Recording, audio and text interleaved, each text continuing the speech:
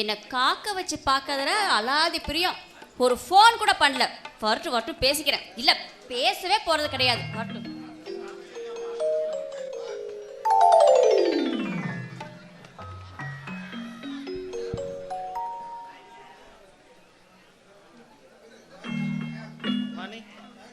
சாரிம்மா, கொஞ்சம் லேட் ஆயிடுச்சு.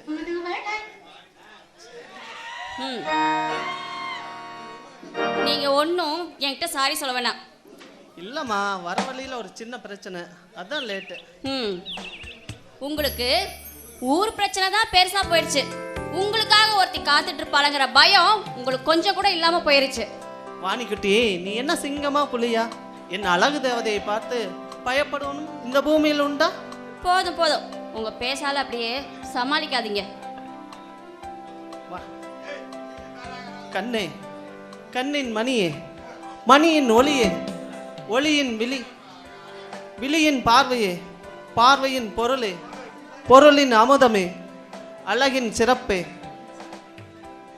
சிறப்பின் சிகரமே, இந்த உலகத்தின் அற்புதங்களை எல்லாம் உன்னிடத்தில் காணுகிறேன். என்ன சொல்றீங்க? உலகத்தில் உள்ள அற்புதங்கள்லாம் என்னிட்ட பார்க்குறீங்களா? ஆமாம் மணி, இந்த உலகத்தின் அற்புதங்களை எல்லாம் உன்னிடத்தில் தான் காணுகிறேன். காளையர் நெஞ்சத்தை பந்தாடி சிந்து பாடும் உன் கயல்வெளி கண்கள், அப்புறம் பகைவனை வெல்ல புறப்பட்டு செல்லும் போர் வீரன் கையில் உள்ள வில் போன்ற புருவமும், அதிலிருந்து புறப்படும் அம்பு போன்ற பார்வையும். சரி.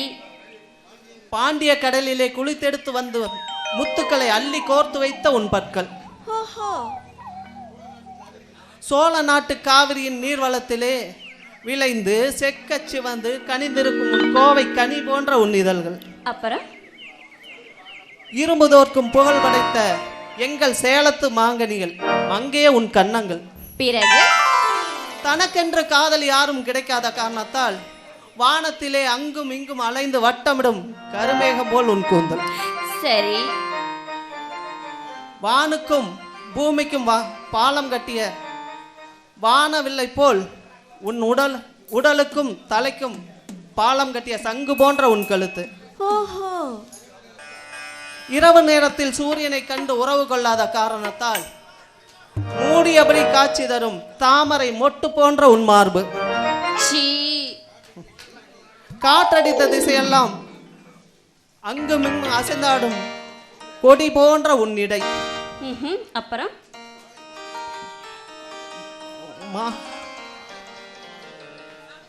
வாழை குருத்தென வடிவம் பெற்றிருக்கும் உன் வளவளப்பான கால்கள். அவ்வளவுதானா? முல்லைப்பூவிலும் மென்மையான அடி எடுத்து வைக்கும் அழகு பூம்பாதம் இன்னும் இருக்கா இல்ல அவ்வளவுதானா? ஏன் பொறுமையில்ல உனக்கு? இங்க போதும், நீங்க வர்ணனை பண்ணதெல்லாம் போதும். இந்த உலகில் பெண்களை வர்ணிக்க ஆரம்பித்து விட்டால் அதற்கு ஈடு இணை எதுவும் இல்லை, ஏன் முடிவும் இல்லை. சரி சரி. மணி ஓசை குலுங்கி வரும் உன் மங்கள நடை கண்டு அன்னம் கூட ஆச்சரியப்பட்டு விடும். உன் எழில் நடனம் கண்டு கோலமயிலும் ஓடிவிடும் தோற்றுவிட்டோம் என்று. இங்க பாருங்க, உங்க வர்ணனை அதெல்லாம் போதும். நான் சொல்றத முதல்ல கேளுங்க. இன்னும் கொஞ்ச நாள்ல படிப்பு முடிய போகுது, நான் ஊருக்கு போயிடுவேன். போன உடனே எங்க அப்பா எனக்கு கல்யாணம் பத்தி பேசிடுப்பாரு. நான் இப்ப என்ன செய்யணும் சொல்லு. நீங்க என்ன செய்றீங்களா? படிப்பு முடிஞ்சதா ஊருக்கு போனோமான்ட்டு இருக்காம செவுத்துல பந்த் அடிச்சா ரிட்டர்ன் வரும்ல, அதே மாதிரி உடனே எங்க ஊருக்கு வந்து எங்க வீட்டுல வந்து நீங்க பெண் கேட்குறீங்க.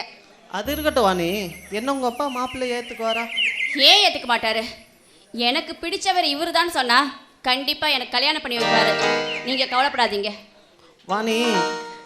நானும் சாதாரண கூலி தொழிலாளியின் மகன், நீயோ கோபுரத்தின் மேல் வீட்டிற்கும் கோமகள், கோடீஸ்வரன் மகள். இதெல்லாம் நடக்குமா? ஏன் அரவிந்த், அந்தஸ்து பார்த்து தான் நீங்க எங்க காதலிச்சிங்களா? இங்க பாருங்க, காதலுக்கு அந்தஸ்து தகுதி இதெல்லாம் கிடையாதுங்க. மனசு ஒன்னா இருந்தா போதும், காதல் ஜெயிச்சிரும். எனக்கு புரியாம இல்ல வாணி. கண்டிப்பா நம்ம கல்யாணம் நடக்கும். ஏன் நடக்காதுன்னு சொல்றீங்க? இங்க பாருங்க, எனக்கு நீ உனக்கு நான்ட்டு நம்ம ரெண்டு பேத்துக்குமே அந்த ஆண்டவன் முடிச்சு போட்டிருக்கான். அது யாராலையும் மாற்ற முடியாது. நமக்குள்ள ஒரு சம்மதம் இல்லாம தான் நாம ரெண்டு பேரும் சந்திச்சோமா, காதலிச்சோமா? சொல்லுங்க, அப்புறம் ஏன் கல்யாணம் மட்டும் நடக்காம போகும்? கண்டிப்பா நடக்கும். உண்மையான காதல் ஜெயிக்கும் வாணி, நான் நம்புறேன் வாணி. நிச்சயம் உன்னை பெண் கேட்டு கல்யாணம் பண்ணுவேன்.